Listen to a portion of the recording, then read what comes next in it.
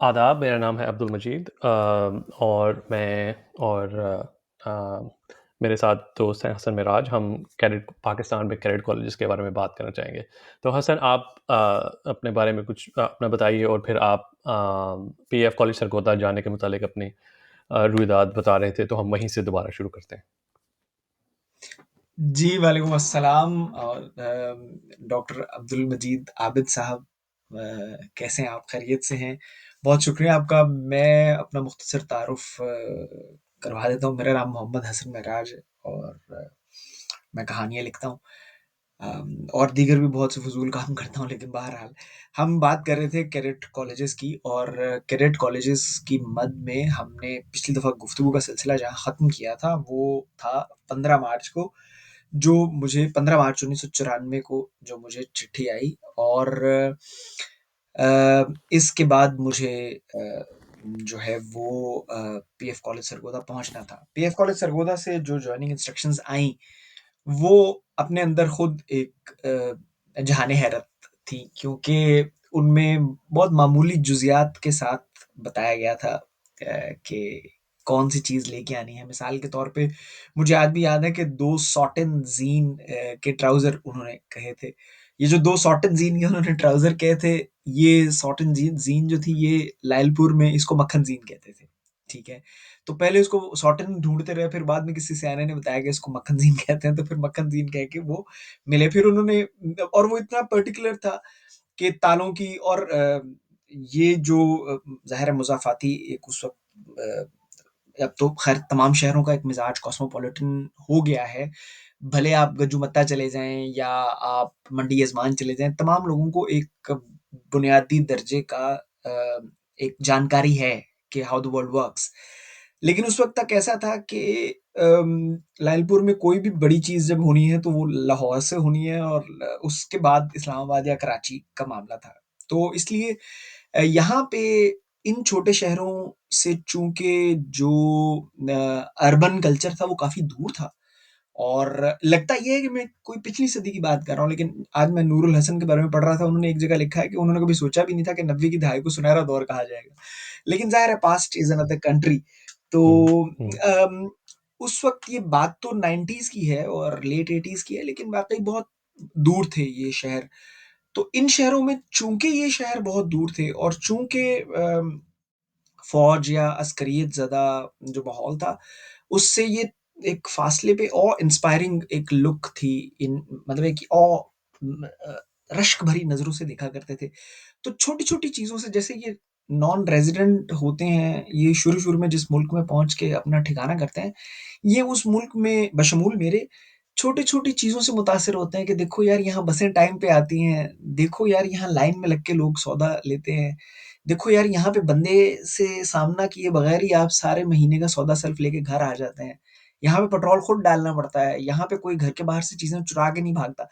तो इसी तरह जब वो चिट्ठी आई जॉइनिंग इंस्ट्रक्शंस, तो वो उसमें इतनी छोटी-छोटी चीज़ें थी कि हम मतलब मेरे वालिद साहब, मैं, मेरे घर वाले, ये दिल ही दिल में फ़ौज की जो एक डिसिप्लिन वाली ज़िंदगी है और जो मामूल के ऊपर पुख्तगी से कारबंद रहने का उसूल है, उसको देख के जी-जान से सदके-वारी जा रहे थे। तो इसके बाद ख़ैर 15 मार्च से लेके 30 मार्च तक जो है वो इस चीज़ का एक वो बाकायदा वो किया गया कि भाई अभी जाना है, कैसे जाना है, तो क्या हिसाब-किताब होगा और मतलब इसको कैसे किया जाए। अ, इसको मतलब हाउ डू वी इसको पूरे को, चूँकि ये एक फैमिली इवेंट था, ठीक है? तो इस पूरे उसमें करने के लिए ना मतलब, और मुझे आज भी याद है कि अ, 12 मार्च या 13 मार्च को उस साल ईद उल फित्र थी, ठीक है? तो वो भी एक मतलब ईद की फेस्टिविटीज़ के साथ-साथ ही 31 मार्च की रात आते-आते मेरा तमाम सामान, जो 116 चाँद की रातें और तुम्हारे कांधे का तिल, मेरा सारा सामान जो था वो आहिस्ता-आहिस्ता करके एक पहले दरमियाने साइज़ की एक जस्ती, पेटी तो नहीं उसे कहा जाएगा, ट्रंक ही कहा जाएगा, एक ट्रंक लेके आया गया। एक दिनम्बा ट्रंक लेके आए, फिर उसमें 3 केटी की शर्टें नसीब टेलर से सिलवा के रख दी गईं। फिर उसमें ताले रखना शुरू हो गए। फिर आहिस्ता-आहिस्ता मैंने जब देखा कि ये अभी तक तो ये सिर्फ़ उस लिस्ट की मैनिफेस्टेशन है, इसमें कोई पर्सनल कैरेक्टर नहीं ऐड हो रहा, तो मैंने उसमें एक आधी अपनी किताब रख दी। मैंने उसमें एक डायरी रख दी। उस डायरी में मौका बचा के मेरी वालिदा ने कुछ जुमले भी लिखे जो कि अब भी मैं पढ़ता हूँ तो वो ज़िंदगी में बड़ी हौसला बढ़ाने वाली चीज़ें हैं। मतलब वो मेरी वालिदा ने उस वक़्त लिखा जब मुझे नहीं पता था।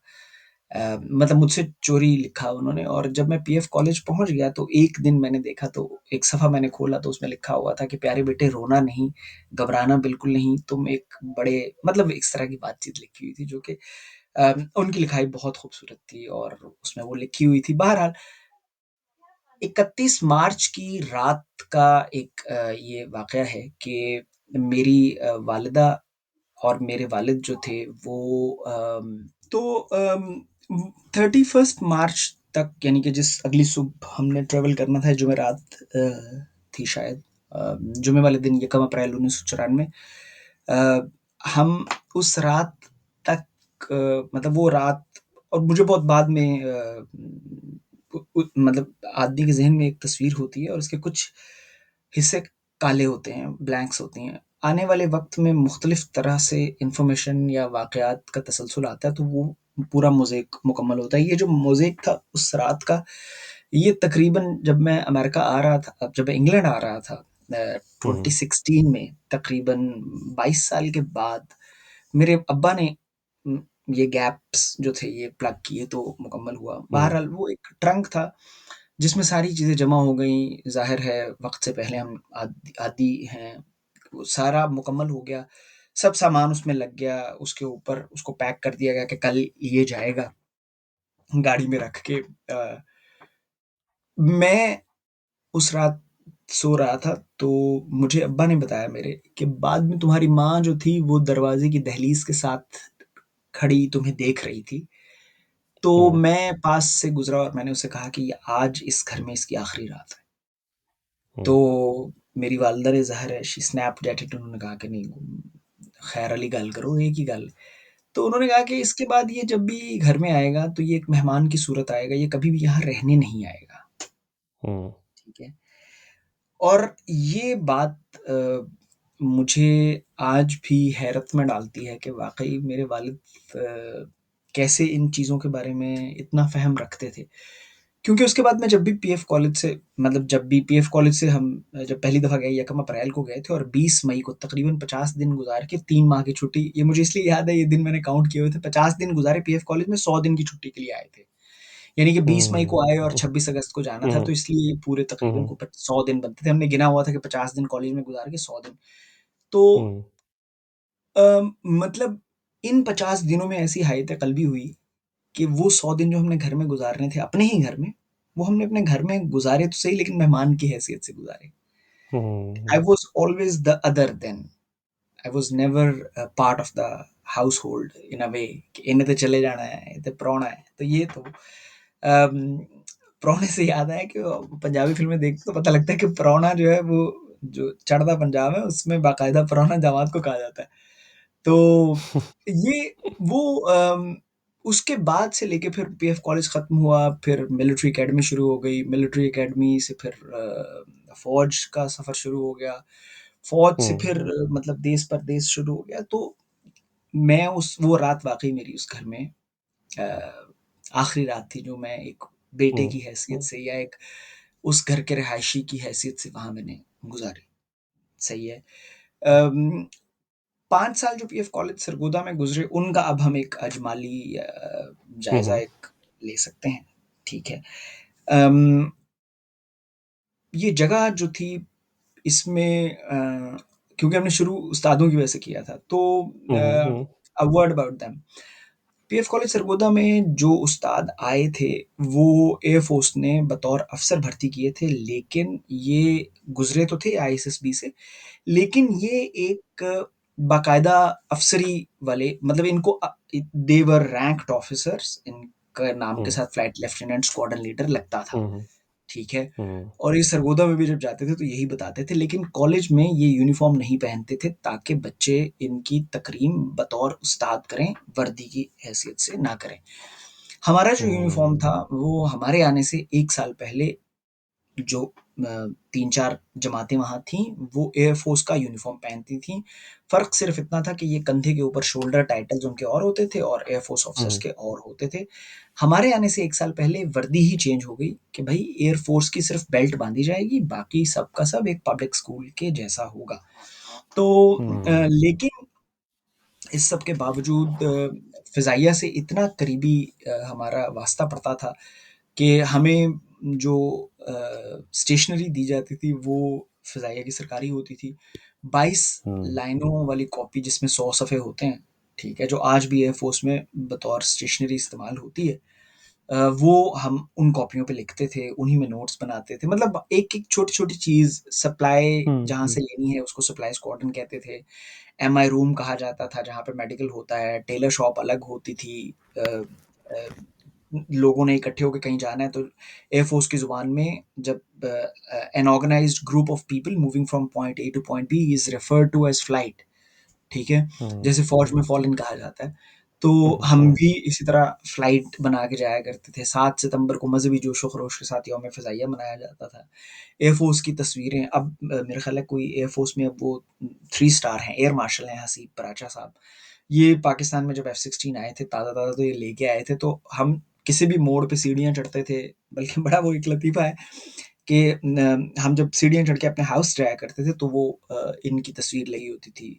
What else could you ask for या join the galaxy of daring man. हुँ, हुँ, तो ये join the galaxy of daring man की जो तस्वीर थी, जब ये नए-नए F-16 आए, तो ये तस्वीरें मोटिवेशनल डायरेक्टरेट जो थी एयर फ़ोर्स की, उसने मतलब आगे ये खड़े हुए हैं कमर पे हाथ रख के वर्दी पहन के, पीछे F-16 जो है वो डायमंड फॉर्मेशन में खड़े हुए हुँ, हैं। Join the galaxy of daring man, ये वाला जो पोस्टर था ये पहले-पहल सीढ़ियों पे लगा रहा।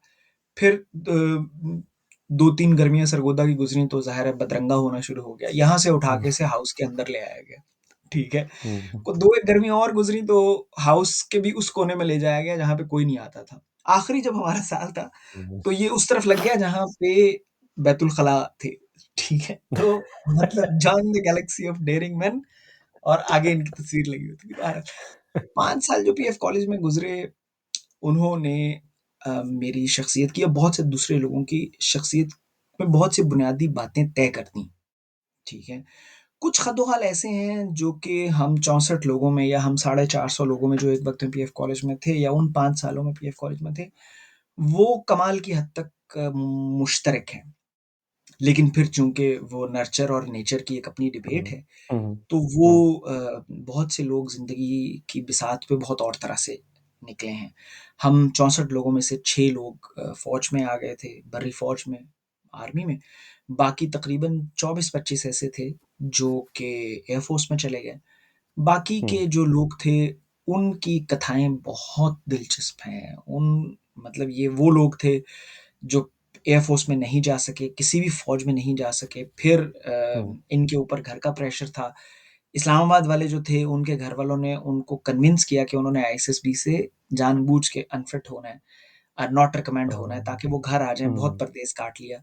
जबकि सरगोदा हुँ, के मुज़ाफ़ात में रहने वाले जो असहाब थे, वो जब गलती से मतलब नहीं सेलेक्ट हो सके और वो घर आए तो उनके साथ जो घरवालों ने बेईमाना सलूक किया, वो एक और नशिस्त का मुतकाज़ी है। वो अपने ही घर में हुँ, असफ़ल साफ़िलीन वो होके रह गए। और हुँ, ये जो हुँ, लोग थे जो मतलब और फिर हर आदमी की ज़िंदगी की ट्रैजेक्टरी यानी कि बेसिकली हमारे 3 ग्रुप बन गए। एक group went to army, one of them went to the air force हुँ, और थर्ड ये जो इंडिपेंडेंट ग्रुप था, ये हुँ, सबसे हुँ, डाइवर्स, दिलचस्प और साहिब कमाल लोग हैं, जो फिर हुँ, किसी नशिस्त का मुतकाज़ी अब जो है वो आप बताइए अपना तजुर्बा? ज़रूर, ज़रूर। तो आपके जो प्री अराइवल जो कुछ चीज़ें हैं, उससे मुझे भी याद आ गया कि मेरा भी मिलता-जुलता ही एक्सपीरियंस था कि जब मैं मद्रासी जब मैंने जाना था, तो उस उन्होंने एक हमें एक फ़हरिस्त भेजी कि ये चीज़ें जो हैं, वो लाज़मी साथ लेके आनी है। उसमें उसमें ट्रंक भी एक मौजूद था, उसमें मुख्तलिफ़ तरह के कपड़े और दीगर ऐसी अशिया जो काफ़ी माइक्रोस्कोपिक तर्ज़ तक तफ़सील में बताई गई थी। मेरे मामू चूँकि गैरिसन कॉलेज में पढ़ चुके थे, तो उनसे मशवरा किया गया कि अब किस चीज़ की वाक़ई ज़रूरत है, और उन्हें फिर एक वीटो पावर दे दिया गया कि मसलन ये चीज़ जो है, ये अगर लिखी हुई है, अगर आपके ख़्याल में ये गैर ज़रूरी है, तो नहीं लेके जाएँगे। और मेरी जिस महीने रवानगी थी, जिस तरह आपके भी मार्च का था, मेरा भी जो मुझे भी पहुँचना मार्च के एंड पे या पहली अप्रैल को पहुँचना था। तो उसी महीने मेरी सबसे छोटी खाला की शादी थी, और ये शायद वाहिद मौका था जब तमाम कज़न जो है वो इकट्ठे थे, और एक उम्रें भी सबकी ऐसी थी कि ये कुछ मिल के कुछ यानी मिल बैठ के हँसी मज़ाक और इस किस्म का सब कुछ हो सकता था। उसके बाद फिर आहिस्ता-आहिस्ता पंछी जो है वो अपने-अपने ठिकानों की तरफ उड़ते गए। तो मैं बिल्कुल ये शादी के ये तकरीबात से मेरे ख़्याल है शायद 2 दिन बाद वालिदैन मुझे मद्रासी छोड़ने गए, और मैं शायद तब भी और अब भी काफ़ी इस हद तक ये मेरे में एक टेंडेंसी है कि कई नए एक्सपीरियंसेस जो हैं वो मुझे करने का तो बहुत शौक होता है, लेकिन उसके कॉन्सिक्वेंसेस कई दफ़ा मैं नहीं सोचता सही तरह। तो शायद कुछ इसी तरह मेरे साथ यहाँ भी हुआ कि मैं मद्रासी पहुँच तो गया, अ, और वहाँ जाके फिर जब मैं, ये मेरा तीसरी मर्तबा थी कि जब मैं मद्रासी गया था। पहली दफ़ा अपने ग्रुप के साथ गया था जब मैं तैयारी कर रहा था, दूसरी दफ़ा इंटरव्यू के लिए वहाँ जाना पड़ा था, और तीसरी दफ़ा ये जब वाक़ई रहने के लिए वहाँ जाना था। तो वालिदैन मेरे जब चले गए तो मुझे एहसास हुआ उस वक़्त कि अब मैं ये क्या कर बैठा हूँ। और मैं इससे पहले कभी इस तरह लंबे अरसे के लिए घर से बाहर नहीं रहा था, और काफ़ी पैम्पर्ड भी था मैं, I was the only son at the time. तो मैं तो उस टाइम फिर आप कह लें कि उस टाइम शायद उसके मैंने ये फिर जो इंसान जब बिल्कुल बेबस हो जाता है, तो वो फिर और वो कुछ नहीं कर सकता, वो सिर्फ़ रोता है। ये मेरा तजुर्बा है, या कम से कम मेरी ज़ाती हद तक। तो फिर मैंने रोना शुरू कर दिया, और फिर ऐसा रोया मैं कि मैं तकरीबन 2 दिन तक तकरीबन रोता ही रहा। यानी और भी काम किए, लेकिन ज़्यादा टाइम मेरा रोने में ही गुज़रा। अ, और उस दौरान मुझे याद है कि एक मेरे सीनियर जो है वो मुझे वहाँ से हाउस से ये जो बार्बर शॉप लेके, जो अंदरूनी ही थी, तो वहाँ लेके गए। अब वो मैं वहाँ बैठा हूँ, रो रहा हूँ, वो मेरे बाल काट रहे हैं। ज़ाहिर है वो भी एक बैप्टिज़्म बाय फायर, जब भी आप इस किस्म के इदारों में जाते हैं तो आपके साथ होता है। मेरे वैसे बहुत ज़्यादा कोई यानी कभी भी अब तो ख़ैर बाल इतने रहे ही नहीं, लेकिन जब बाल थे भी तो बहुत ज़्यादा यानी कोई फ़िल्मी फ़ैशनों का शौक नहीं था। लेकिन फिर भी बाल कटते हुए, और फिर वैसी मेरी जो उस टाइम ज़हनी हालत थी, और वो जो जो जो नाई था वो मुझे कहे, मैंने कहा यार देखो मैं इतनी दूर आ गया हूँ, यहाँ से कोई 7-8 घंटे की ड्राइव है। अब यानी अगर मुझे कभी जाना पड़े घर तो मैं किस तरह जाऊँगा? तो वो मुझे तसल्लियाँ दे, नहीं भाई यार आप क्यों टेंशन लेते हो? देखो ये कश्मीर के थ्रू भी एक रास्ता जाता है जो कि ज़रा छोटा है, जो कि ऐसी कोई बात नहीं है। मेरा नहीं ख्याल कि ऐसा कोई मुमकिन है कि आप जो है वो वहाँ से आज़ाद वो सोच कश्मीर रहे से, होंगे आपको मकबूज़ा जम्मू कश्मीर सियालकोट से वाली रोड में। हाँ। जम्मू के थ्रू, हाँ। वो जिस जम्मू के रूट का वो ज़िक्र कर रहे थे, वो उस वाक़ये से तकरीबन कोई 50 53 साल पहले वो बंद हो चुका था।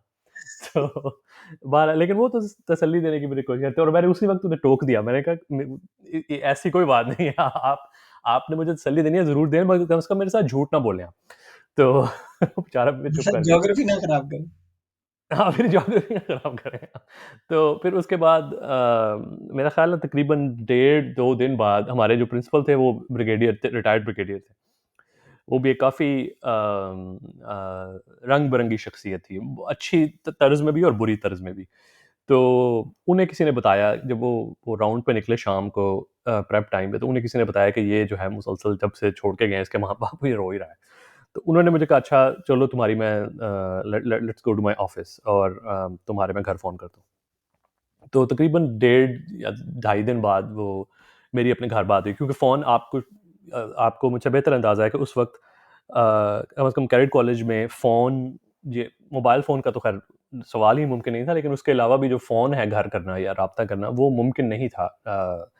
Just when you wanted to, आपकी मर्ज़ी नहीं थी। वो एक पटरासी में भी और उसके बाद हसन अब्दाल में भी मखसूस टाइमिंग्स थे जब आपके घर वाले आपको फ़ोन कर सकते थे। और मद्रासी में एक पीसीओ खुला, जो कुछ 1 आध साल बाद एक खुला, जहाँ से व्हेन इफ यू वांटेड तो आप यानी कुछ पैसे दे के तो घर कुछ देर के लिए बात कर सकते थे। लेकिन ये काफ़ी बाद की बात है। तो उस वक़्त वो मुझे अपने ऑफ़िस लेके गए, उन्होंने मेरे घर फ़ोन मिलाया। शाम का वक़्त था, मेरी अम्मी से बात हुई, तो फिर थोड़ी-सी आप कह लें तसल्ली हो गई। फिर हुआ ये कि ये जिस तरह आपको भी अंदाज़ा है कि जब अमेरिका किसी दूसरे मुल्क को इमदाद देता है, मसलन अभी यूक्रेन के लिए इमदाद पास हुई है, तो वो जो इमदाद है वो यूक्रेन को नहीं जाएगी डायरेक्टली। वो इमदाद अमेरिका के अपने कॉन्ट्रैक्टर्स को जाएगी जो यूक्रेन को चीज़ें भेजेंगे। तो इसी तरह बिल्कुल है। बटरासी ने भी ये किया हुआ था कि आप उन्हें पैसे दे दें एक तरह के, और फिर वो उन्होंने अपने कॉन्ट्रैक्टर रखे हुए थे जो चीज़ें सप्लाई करते थे बच्चों को। तो यानी आपके पेरेंट्स जो हैं वो एक लंप सम दे देते थे कि जी इतने-इतने पैसे हैं और आपने फिर ये फलाँ-फलाँ जो ज़रूरत की चीज़ें हैं कुछ वो प्रोवाइड करनी है। कुछ तो ज़ाहिर है जो उन्होंने हमें बता दी थी कि घर से लेके आनी है, कुछ उन्होंने देनी थी। तो मेरे बटरासी जहाँ पे है वहाँ पे ये मार्च की बात है, तो वहाँ पे सर्दी रात के वक़्त काफ़ी हो जाती थी। अ, और सियालकोट में हमें शायद इतनी आदत नहीं थी इतनी सर्दी की रात के वक़्त। तो मेरा शायद मेरी पहली ही रात थी और उस वक़्त बाहर बाकी जो मेरे हाउसमेट्स थे वो उस टाइम फॉल इन का टाइम था। उन्हें हमारे प्रीफेक्चर ने बुलाया हुआ था जस्ट किसी वजह से, या शाम के फॉल इन के लिए। तो वो वहाँ थे और मैं अकेला कमरे में, और मुझे शदीद सर्दी लगे। मेरे पास सिर्फ़ एक एक पतला सा कंबल। तो अब मुझे समझ ना आया कि मैं अब या बाहर जाऊँ, इन लोगों से बात करूँ जाके कि ये लोग तो फॉरेन में हैं, ये मुझे क्या कहेंगे? तो अब मुझे नहीं याद एग्ज़ैक्टली क्या हुआ, लेकिन शायद मैंने ऐसा ही किया कि मैंने जाके तो फिर अपने किसी प्रीफेक्ट से बात की। उन्होंने मुझे अपने एक मेरे ही रूममेट का कंबल उठा के एक रज़ाई एक्स्ट्रा उसके पास ही, तो वो मुझे दे दी। क्योंकि वो जो असल में कॉन्ट्रैक्टर था, वो उसकी तरफ से रज़ाई जो है वो नहीं मिल रही थी। तो वो उसने फिर टिपिकल कॉन्ट्रैक्टर्स की तरह उसने भी कुछ दिन लगा दिए, तो उतनी देर तक मैं हॉस्पिटैलिटी अपने एक दोस्त की एन्जॉय करता रहा। तो मेरे लिए शुरू में काफ़ी एडजस्ट करना मुश्किल था, कि रूटीन आपको अंदाज़ा है कि एक स्पेसिफ़िक रूटीन, इतने बजे उठना है, इतने बजे सोना है, इतने बजे खाना है और ये चीज़ें लाज़मी करनी है। तो सुबह के टाइम स्कूल जाना है और शाम के वक़्त जो है वो प्ले टाइम है और प्रेप टाइम है, जो पढ़ने के लिए टाइम देते हैं। तो आहिस्ता मैं फिर एडजस्ट हुआ, आहिस्ता-आहिस्ता मुझे वक़्त लगा, तकरीबन 4-5 महीने लग गए एडजस्ट होने में, और फिर एक वक़्त ऐसा आया कि तकरीबन 6 माह बाद ऐसा आया वक़्त कि मेरा दिल ही नहीं चाहता था घर जाने को, यानी मैं इतना वहाँ एडजस्ट हो गया था। और फिर 4 साल मैं वहाँ रहा, और उन 4 सालों में मज़ीद आप कह लीजिए कि दोस्त दो मज़ीद लोगों से दोस्ती हुई, और क्योंकि जब मैं वहाँ गया तो मैं बहुत कम, एक शायद या 1 या 2 लड़कों को जानता था, जो कि मेरी ही अकेडमी से गए हुए थे पहले, या कुछ सीनियर थे जो हमारी जो अकेडमी से वहाँ गए हुए थे पहले। तो थोड़ा-सा एक हौसला था कि चलो ये लोग भी मेरे ही शहर के हैं, तो कभी आना-जाना होता तो उनके साथ ही आना-जाना हो जाता। और फिर स्पोर्ट्स का मसला था। अब स्पोर्ट्स में यानी घर पे तो थोड़ी बहुत जो क्रिकेट थोड़ी बहुत खेली सो खेली। लेकिन I was never a very athletic person. यानी बहुत ज़्यादा स्पोर्ट्स में मैं इन्वॉल्व नहीं था। जो क्रिकेट में भी जो है वो बस मुनासिब सा ही, बहुत ज़्यादा कोई ज़हीर अब्बास टाइप नहीं था मैं। तो अब मैंने ये उसका एक तोड़ निकाला स्पोर्ट्स का, कि मुझे इस बात से बड़ी चिढ़ थी कि आपको वो एक तरह से मखसूस तौर पे वहाँ जाना पड़ता है, और फिर वो बेसिकली वो आपको खुला छोड़ देते थे कि आपने जो खेलना है खेलें। तो मैं क्योंकि किसी भी स्पोर्ट्स में बेहतर नहीं था, तो फिर मैं ना ही मुझे बहुत ज़्यादा इंटरेस्ट था।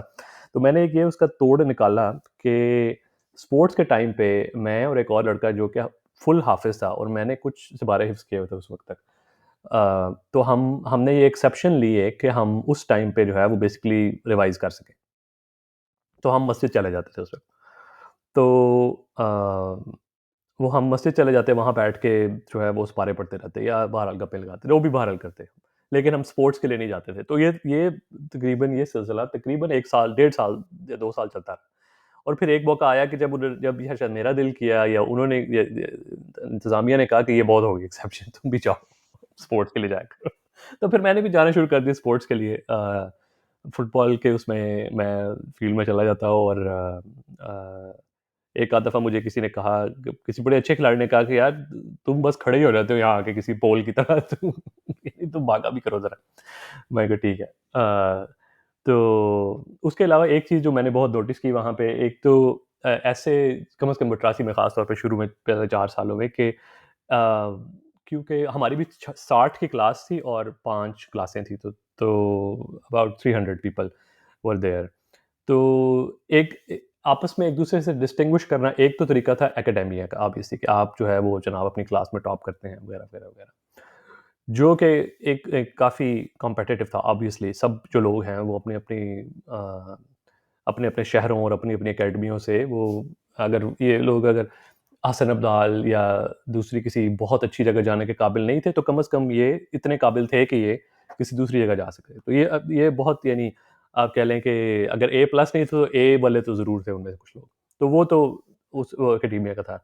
एक और चीज़ जिसमें आप डिस्टिंग्विश थोड़ा-सा अपने आप को कर सकते थे दूसरे लोगों से, स्पोर्ट्स थी। आप बहुत अच्छे अगर स्पोर्ट्समैन हो, तो वो आप अपने आप को डिस्टिंग्विश कर सकते थे, चाहे आप एकेडेमिया में जैसे भी हों। जो तीसरी चीज़ मैंने महसूस की, वो ये थी कि आप ये मज़हबी चीज़ों में कैसे जो है वो एक-दूसरे को से डिस्टिंग्विश हो सकते हैं। वहाँ पे फिर एक तबलीगी जमात जो है वो उसका था काफ़ी आप कह लें कि अमल दखल था। उसके कुछ लोगों ने एक अपनी लोकल से ही तबलीगी जमात बनाई हुई और वो अ कुछ टाइम कुछ मखसूस दिनों में, मखसूस वक़्त में बल्कि प्रेप के दौरान ये लोग जो हैं, ये जाके अंदर ही अपने ही कॉलेज में तबलीग किया करते थे। तो मेरा कुछ इन लोगों के साथ उठना-बैठना था। मैं खुद ज़ाती तौर पे खुद तो कभी इसमें शामिल नहीं हूँ और ये उनमें कुछ ऐसे भी लोग थे जो जब छुट्टियों पे घर जाते थे, तो इन्हें इजाज़त तो नहीं थी कि ये जो 40 रोज़ों वाला चिल्ला होता है उस पे जाएँ। लेकिन ये बहरहाल कुछ उसका जो आप कह लें जो जूनियर वर्ज़न है ये वो भी किया करते थे। तो इनमें फिर इनके साथ मेरी फिर मैं क्योंकि कॉम्पिटिटिव था बचपन से ही, चाहे मैं इतना स्पोर्टिंग नहीं था, तो फिर मेरा ये हुआ कि जी अज़ान कौन दिया करेगा पहले? क्योंकि वो एक वॉलंटरी चीज़ थी, वो कोई मखसूस नहीं था कि जी फलाँ बंदे ने फलाँ वक़्त में अज़ान देनी है। तो जो पहले बेसिकली पहुँच गया उसने अज़ान दे दी, यानी टाइम पे यानी अज़ान भी आप हर वक़्त तो नहीं दे सकते। तो वो होता था फिर मुकाबला होता था मेरा कुछ लोगों के साथ, अपने ही हम असर लोगों के साथ कि कौन पहले पहुँचेगा, अज़ान देगा। फिर उसके बाद इमामत का होता था और कुछ चीज़ें मेरे पास कुछ थोड़ा-सा लीवे था कि क्योंकि मैं पूरा हाफ़िज़ तो नहीं था लेकिन कुछ सिपारे याद किए हुए थे, तो उस वजह से मुझे थोड़ा-सा अगर कोई ये जमात वगैरह पे अगर कराने पे अगर किसी को इतराज़ होता तो वो उसको मैं कवर कर लेता। मेरी उम्र पे कुछ लोगों को होता था कई दफ़ा कि ये यानी कम उम्र जो है ये किस तरह बड़े लोगों को कर सकता है वगैरह वगैरह तो वो बहरहाल वो फ़रोई इख्तलाफात थे लेकिन वो बहुत ज़्यादा नहीं कभी हुए। तो वो एक सिलसिला था। फिर जब 10वीं जमात में हम पहुँचे और फिर उसके बाद में हसन अब्दाल आ गया तो वहाँ फिर मेरे साथ फिर एडजस्टमेंट का मुश्किल हो गया थोड़ा-सा कि अब वहाँ डिसिप्लिन मज़ीद इससे भी ज़्यादा जो 85 में था उससे ज़्यादा सख्ती थी और वहाँ फिर सबसे ज़्यादा जो मुझे जिस बात से चिढ़ थी अब स्पोर्ट्स में मैं यानी अब मुझे उसका मसला कोई नहीं था। वो मुझे था कि जो वहाँ पे पेरेंट्स डे होता है हर साल, वो एक बहुत बड़ा एक एक आप कह लें कि जिस तरह ये अमरीकी हाई स्कूल्स में प्रॉम टाइप होता है, तो उस उससे मिलती-जुलती एक एक एक्साइटमेंट उसके इर्द-गिर्द होती थी कि जी पेरेंट्स डे है, तैयारी हो रही है। और वो पेरेंट्स डे की तैयारी क्या होती थी कि जी जो स्पोर्ट्स वाले हैं, वो उनका कुछ होता था कि जी हॉर्स राइडिंग वाले लोग अपनी तरफ हैं, जिम्नास्टिक्स वाले अपनी तरफ हैं और जो उनमें किसी में भी नहीं है, वो सारे ड्रिल में हैं, तो परेड करनी है जी। तो अब वो जो परेड होती थी, वो आम परेड नहीं, वो उसके लिए उन्हें होता था कि परफेक्ट होनी चाहिए। यानी इसमें एक भी जो बंदा है, जो उस ग्राउंड पे है, उसका एक भी कदम गलत नहीं पड़ना चाहिए। और उसके लिए कोई एक्सेप्शन भी नहीं थी। यानी वो ये नहीं था कि आप अगर कहते कि मैंने इसमें हिस्सा नहीं लेना तो वो कहते कि ठीक है। वो आपको ज़बरदस्ती भी बल्कि ज़बरदस्ती ही उसमें इंक्लूड करते थे। तो पहले साल तो मैंने जैसे-तैसे भी कर ली। लेकिन बड़े मुश्किल मुझे मुझे उस धूप में खड़े होने का इतनी देर कभी भी बहुत ज़्यादा शौक नहीं था। और फिर वो जब रिहर्सल होती थी तो वो फिर पूरा-पूरा दिन बल्कि कई दफ़ा तो हमारी क्लासें भी वो जल्दी ख़त्म करके तो वो रिहर्सल में भेज देते थे कि आप जो है वो सारा दिन अब परेड की रिहर्सल करें। जब तक आप लोग बिल्कुल 100% परफेक्ट नहीं हो जाते, तब तक आप रिहर्सल करते रहेंगे, चाहे जितना मर्ज़ी टाइम लग जाए। बाकी हर चीज़ एक तरफ और वो पेरेंट्स डे की परेड की रिहर्सल एक तरफ। अ, तो इतनी जो जो ये थी आप कह लें कि इंटेंसिटी थी, ये मुझे बहुत ज़्यादा पसंद नहीं थी। तो मैंने उसका तोड़ ये निकाला कि मैं अगले साल मैं बैंड में शामिल हो गया। हालाँकि मुझे म्यूज़िकल इंस्ट्रूमेंट कोई नहीं बजाना आता था। तो मैं लेकिन किसी न किसी तरह जो बैंड मास्टर थे, उनके साथ थोड़ी-सी सलाम दुआ मैंने रखी और फिर मैं बैंड में शामिल हो गया। मैंने ये जो परेड के लिए ड्रम बजाना है, वो मेरा ख़्याल है कि मेरा 2.5 साल का बेटा भी बजा सकता है। यानी उसके लिए बहुत ज़्यादा आपको स्किल की ज़रूरत नहीं है। तो मैं वो ड्रम के उसमें शामिल हो गया। तो उसकी वजह उससे फिर ये होता था कि ख़ास तौर पे जब रिहर्सल हो रही होती थी, तो उसके दौरान जो जो ड्रम वाले जो बैंड वाले थे, वो अलहदा अपनी उस पे करते थे रिहर्सल, और वो खड़े हों, बैठे हों, जो मर्ज़ी कर रहे हों, नो वन रियली केयर्ड। ज़्यादा लोगों को मसला ये होता था कि जो जो ऑन ग्राउंड हैं लोग, उनका हो। फिर वहाँ असातिज़ा की बात की जाए तो मद्रासी में मेरे असातिज़ा, अम, बहुत से असातिज़ा ऐसे जिनके साथ बड़े अच्छे वो रहे, ताल्लुकात रहे, उनसे सीखा। कई दफ़ा मार भी पड़ी, तकरीबन हर उस्ताद से मार भी पड़ी, जो कई दफ़ा जायज़ थी, लेकिन बहुत सी दफ़ा नाजायज़ भी थी। क्योंकि कलेक्टिव पनिशमेंट जो है, वो आपको अंदाज़ा होगा कि इन जगहों पे बहुत सी होती है। तो मद्रासी में तो ख़ैर कई दफ़ा ही कलेक्टिव पनिशमेंट हुई। अ और हसन अब्दाल में भी एक एक उस्ताद थे, पता नहीं उनको शुरू से ही शायद मेरे से कुछ कुछ चिढ़ थी या क्या थी। मुझे किसी ने उकसाया कि इनसे, वो अंग्रेज़ी के उस्ताद थे, मुझे किसी ने उकसाया कि इनसे कुछ सवाल पूछो, कुछ इधर-उधर, क्योंकि वो सिलेबस से बाहर की बातें बहुत सारी किया करते थे। तो मैंने उनसे वो सवाल पूछ लिया, और उन्होंने एक एक जो है वो चपाट लगाई मुझे। तो फिर शायद उसके बाद मैं जिस बंदे ने मुझे ये उकसाया था, मैं उसकी तरफ देख के शायद मुस्कुरा रहा था या कुछ इस तरह, उसके इस चपाट के फ़ौरन बाद उन्होंने एक और लगा दी। और उसके बाद फिर मुझे शौक था कि मैं जो पेरेंट्स डे है, उसपे कमेंट्री की एक टीम होती थी, तो उसका हिस्सा बनूँ। तो उसके लिए ट्रायल्स हुए, उसका मैंने ट्रायल भी दिया। तो जब मैंने ट्रायल दिया, तो वो लाइव ट्रायल होता था, यानी वो परेड हो रही है सारी, और लोग सुन रहे हैं। यानी वो ये नहीं था कि सिर्फ़ एक बंदा ट्रायल ले रहा है, वो सारा कॉलेज ही एक तरह का आपका ट्रायल ले रहा है। तो जब मैंने ट्रायल दिया, तो मुझे बाद में कुछ लोगों ने आके बड़ा कांग्रेचुलेट किया, मेरे ही क्लास फेलोज़ और जूनियर्स ने। मैंने कहा, "किस बात का?" कहते हैं, "यार, बड़ी अच्छी कमेंट्री, लगता है तुम ही करोगे इस दफ़ा, तुम तो बस पास हो।" लेकिन बहरहाल उसके इंचार्ज ये वही साहब थे जिन्होंने मुझे 1 साल पहले जो है वो अम, ये इस एक सवाल क्लियोपेट्रा के बारे में सवाल पूछने में मारा था, तो उन्होंने मुझे नहीं चूज़ किया। जिस बात की आप कह लें कि मुझे आज भी काफ़ी वो है, कलक है कि वो उन्होंने अपॉर्च्युनिटी मेरे से बायस की वज़ह से ले ली। अम, फिर हसन अब्दाल में ये वहाँ दूसरे कॉलेजेस की टीम्स भी आती थीं, पीएफ कॉलेज सरगोदा की भी आई, मिलिट्री कॉलेज जेहलम की भी आई। वहाँ पे मैंने हॉकी पहली दफ़ा खेलने की कोशिश की, लेकिन अ, एक आध दफ़ा जब मुझे लगी हॉकी, तो मैंने छोड़ दी फिर वो, कि मैंने कहा, भाई, ये इस खेल में तो काफ़ी इंजरी के चांसेस बहुत ज़्यादा हैं। तो वो फिर मैंने छोड़ दी। लेकिन ये कि वहाँ भी उर्दू के उस्ताद, वहाँ भी उस टाइम तक, जैसा मैंने पिछली दफ़ा भी ज़िक्र किया था, मुझे शायरी का काफ़ी शौक था, उर्दू में ख़ास तौर पे। तो उर्दू के उस्ताद से काफ़ी अच्छी सलाम-दुआ हो गई, और वो हमारे डिप्टी हाउस मास्टर भी थे। तो जब उनका वक़्त होता था प्रेप में, तो वो यानी प्रेप के दौरान उस्ताद चक्कर लगाया करते थे। तो वो जब हमारे कमरे तक जब तक पहुँचते, तो फिर उसके बाद वो हम उन्हें आगे नहीं जाने देते थे उससे। यानी हम उनसे इतनी मैं और मेरे रूममेट्स इतनी उनसे गपशप लगती उस टाइम पे, कि वो पूरा जो प्रेप टाइम था, वो ख़त्म हो जाता, और फिर भी हम बैठे हुए हैं वहाँ पे, जनाब गप लगा रहे हैं। उन्होंने ही फिर मुझे कॉलेज मैगज़ीन में भी लिखने का मौका दिया। उससे पहले 85 में भी मैंने कॉलेज मैगज़ीन में एक ख़ाका लिखा था, अम, जो कि एक, आप कह लें कि एक सैटिरिकल ख़ाका था। वो आप कह लें कि ये जो लाहौर पे पतरस बुखारी का मज़मून है, उसका एक हमारे कॉलेज का अगर उस पे इत्तबाक कर दिया जाए, तो वो उस तरह का था कि यहाँ पे ये होता है, इस हाउस में ये होता है, फलाँ जगह ये होता है, फलाँ जगह ये होता है, वगैरह-वगैरह। तो उससे मिलती-जुलती कोई चीज़ थी। और फिर जब मैं हसन अब्दाल आ गया, था तब थोड़ा-सा मैं जो जो चीज़ें मैंने लिखी, वो शायद ग़ालिबन थोड़ी-सी सीरियस थी। अ, मेरा ख़्याल है, जो जो मैंने एक मज़मून लिखा था कॉलेज मैगज़ीन में, वो था मुस्लिम उम्मा की ज़वाल, इस किस्म के किसी टॉपिक पे। क्योंकि अच्छा, उस वक़्त आप इस तरह इराक़ की की चीज़ें जंग जो लिखते है हो। वो शुरू उस वक़्त इराक़ की जंग जो है वो अ, ये 2005 की बात है, तो इराक़ की जंग आहिस्ता-आहिस्ता अभी नीचे की तरफ, यानी हाँ, शुरू तो हो चुकी थी, लेकिन उसमें उतार-चढ़ाव आ रहे थे। तो अ, फिर हसन अब्दाल में एकेडमिक्स का मुझे ये लगा कि हमारे जो एक चीज़ के टीचर थे, वो मुझे लगा कि ये इनसे पढ़ के तो मैं कभी भी ये सब्जेक्ट पास नहीं कर सकूँगा। तो मैंने एक ये थोड़ी-सी एक्सेप्शन माँग ली वहाँ लोगों से कि एक और टीचर जो दूसरे सेक्शन को पढ़ाया करते थे, वो बहुत अच्छे फिज़िक्स के टीचर थे। तो मैं प्रेप के टाइम पे जब जब उनका टाइम होता था प्रेप का, तो मैं उनके उस दूसरे हाउस चला जाता और उनसे मैं यानी एक तरह से सबक ही पढ़ता। यानी वो मुझे जो जो instead of like teaching a whole class, he would just teach me एक तरह से। तो वो मुझे मेरे लिए काफ़ी एक सूदमंद वाक़या साबित हुआ। फिर वहाँ मेरे मेरे क्योंकि चाल-चलन कुछ ऐसा है कि डिसिप्लिन मुझे बहुत ज़्यादा देर तक रास नहीं आता।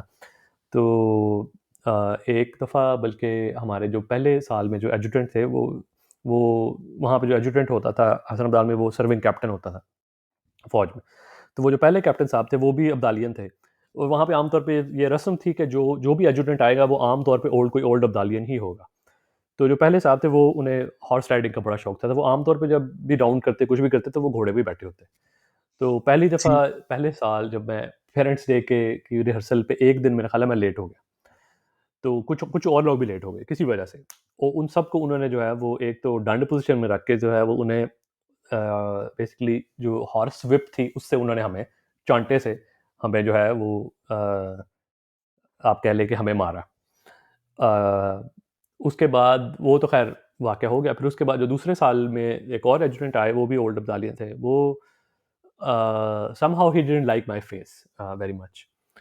तो उन उनके साथ बहुत ज़्यादा तो कोई नहीं हुआ, लेकिन एक आध दफ़ा ऐसा हुआ कि एक दफ़ा वो था कि जी हेयर कट की चेक इंस्पेक्शन हो रही थी, ये सब इससे पहले ही, ये इसी पेरेंट्स डे के सारे ड्रामे से पहले ही। तो मेरा हेयर कट था, वो हेयर कट रिसेंट तो था लेकिन फ्रेश नहीं था। तो उस वज़ह से मुझे 3 दिन की जो है वो सज़ा मिली और वो उन दिनों रमज़ान भी चल रहा था। तो मैं जो है वो रमज़ान में जो है वो फुल किट पहन के जो है, वो जो हमारा ओवल है मशहूर हसन अब्दाल का ओवल, जी, उसमें जी। कुछ और लोगों के साथ जो है वो सज़ा काट रहा हूँ। पनिशमेंट में था। तो पनिशमेंट जो थी वो मिल रही थी। तो अ, ये कुछ हसन अब्दाल की जो है वो मेरी यादें हैं। तो आपसे मैंने एक सवाल पूछना था, ये जो है जी, वो जी। फ़ॉलो-अप मैं आपसे करना चाह रहा था कि आप पीएफ सरगोदा में रहे और आप एक यानी एयर फ़ोर्स के उस इस मलूम में पले-बढ़े, लेकिन फिर आपने उस फ़ोर्स में जाने की बजाय आप आर्मी किस तरह आपने चूज़ की? जी। अच्छा डॉक्टर साहब उसमें ये है कि पहले आपके जवाब से शुरू करते हैं। ये जितने भी प्रोबेबली एक रेगुलेशन है या लॉ है या रूल है समहाउ आई डोंट नो।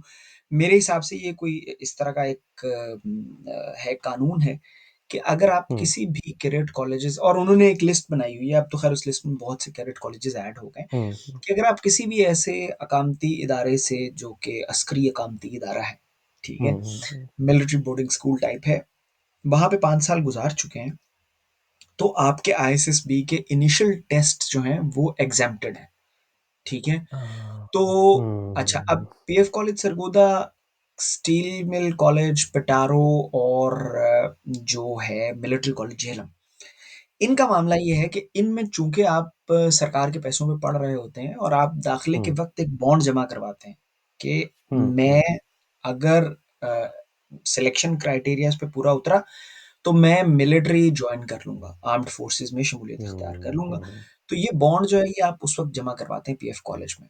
तो चूँकि बॉन्ड जमा करवाया हुआ था लेकिन मैं मैट्रिक में ही मेडिकली अनफिट हो गया था और वो मेडिकली अनफिट होने का किस्सा बहुत जो है वो बहुत दिलचस्प है एक तरह से।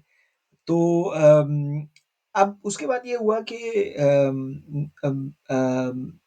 2 साल फिर मैंने सेल्फ फाइनेंस पे कंटिन्यू किया। वो जब 2 साल मैं सेल्फ फाइनेंस पे कंटिन्यू हुँ, करता रहा, तो 2 साल के बाद यानी कि 99 में जब पीएफ कॉलेज में मेरा टाइम खत्म हुआ, तो उस वक़्त मैं मतलब ऑप्ट कर सकता था।